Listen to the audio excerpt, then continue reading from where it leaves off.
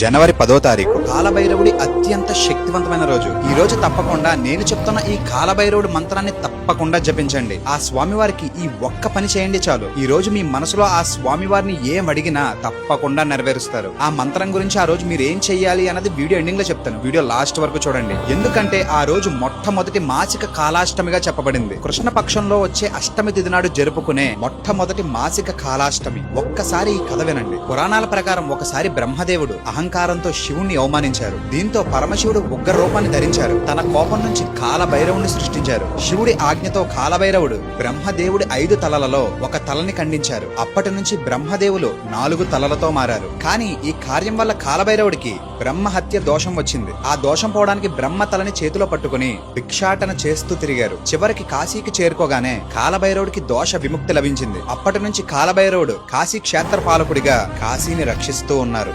ఎవరైతే ఈ శక్తివంతమైన రోజున ఆ స్వామిని పూజిస్తారో వాళ్ళకి ప్రతి రంగంలో విజయం లభిస్తుంది, ఐశ్వర్యం లభిస్తుంది, ఆరోగ్యం లభిస్తుంది, ఆయనకి ఉన్నంత శక్తి కూడా వస్తుంది.